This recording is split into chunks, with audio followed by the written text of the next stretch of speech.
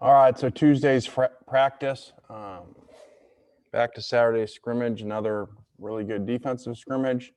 Do have a lot of offensive players out, especially skilled guys.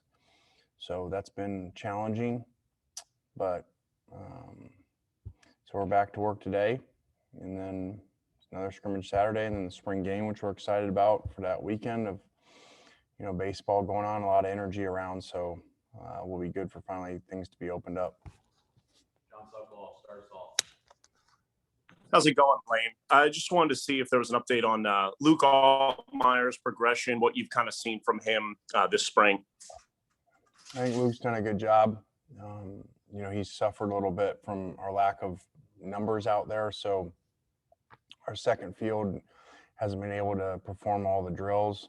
So there's not as many reps to go around, but he's done a good job.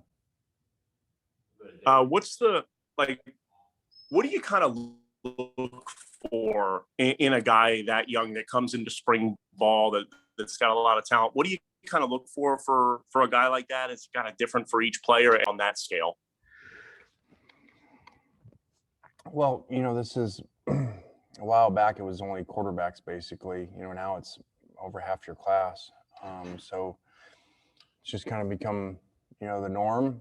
It's great for kids, like I've always said, to get the practices in and get the academic part in. So, it's almost impossible to be a quarterback and be ready to play without it anymore. Go to David. Lane, switching over to the defensive side of the ball, a player, Mark Robinson, somebody that we didn't know a lot about going into this spring, seems to be getting a ton of reps. And if you would just kind of talk about what you've seen out of him, if he surprised you, and kind of where he stands with everything right now. Yeah, Mark's a great story. As a running back that walked on here from, I guess, SEMO, who had played the year before, I think. And really, he was ineligible because of transferring, which is another conversation. I don't know why a walk-on should ever be ineligible, but so he had to sit out and was on our service team and just thought, wow, this guy'd be a really good linebacker too, just by how he did in special teams drills. So moved him over there, was a service team linebacker for us and did a great job. He Springer and Otis Reese were all over there for the most part last year. So he's had a good transition. Thank you. Go to Neil. Well, I saw where the NCAA ended the dead period starting June 1. I was wondering if you had gotten any additional guidance as to what that means for you guys in June. Does that mean you can have a traditional June, or are there limitations that are on what you can do? Yeah, we've not had a call. I think ours, might be Thursday. So, they'll update us on that. The last one was just possibilities, so I don't know more than you guys. Nick, go ahead. Lane, with the numbers being what they are at the skill positions, what have you seen from guys like a Kentrell Bullock or a Dennis Jackson that are getting expanded roles with some other guys out? Yeah, Kentrell's done a really good job. Very tough physical runner, coming in his second year. And Danis, has played inside for us and outside. Now he's playing more outside for us and, really fast. And, we just got to get him going. We'll go to Parrish.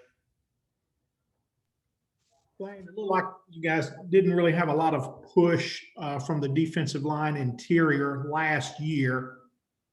What are you seeing in the spring physically? Will the numbers just help improve that? Yeah, we're playing way better up there, and have done a lot better defense in general, but especially up front. So, that had to happen, and it's really good to see, but we've got a long ways to go. What do you see in KD Hill specifically? How has he changed? Well, we're trying to play him, at different spots inside.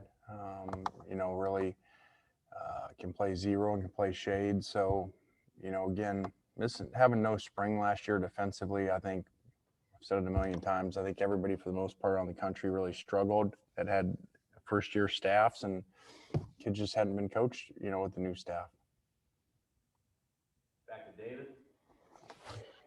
Following up on a question asked earlier about the dead period ending, and I know you don't have all the information yet, but you anticipate you guys being able to have a camp season, and what would the camp season mean for y'all in terms of being able to evaluate these kids first person? Yeah, we're hoping for that to happen. And that would be huge, obviously. You know, it's very hard to sign players and get the best ones without being able to evaluate. It's as I used to say, the camp eval in some positions is more important than their game tape. Working with them and seeing how they do your stuff. So that would be great to have. Do you think they're going to give you guys some kind of evaluation period on the road, since the spring evaluation period was kind of wiped away? Do you anticipate that? I do not. That would be news to me. I do not think that's going to happen. Thanks. Nick. Brought up Springer a few minutes ago and his role on the scout team last year. Just how valuable is it having somebody like him back there? And can you tell just the attitude different for somebody coming from a place like the Naval Academy? I can. We've talked about that before. As you look at transfers, not just the player, but where they came from, the system that they're in. And, that a lot of times has to do with, whether they can come in and play early, much like NFL people look at certain college teams and programs and say there's going to be an easier transition than others. So he's been great. Yancey, go ahead. Yeah, Coach, we see that a lot of schools are setting up official visits in June. When do you anticipate to bring in your guys? Are you going to bring them in early or continue to wait later in the process? We're going to try not to bring very many. We just rather have that in the fall, with the game atmosphere. And but we understand there'll have to be some, and it may be early in the month, maybe late, just depends on when we get them. Back to Parrish. Lane, have you heard or been involved in any conversations about attendance at the Grove Bowl? We've seen what baseball has done. Well, what might the Grove Bowl look like? It's open. I think once baseball is open, I think everybody figured we were, and I've not heard any different. So it's going to be open. Thanks. Yeah. Any more questions for Coach Kiffin? All right, thank you, Coach. All right, guys, have a good week.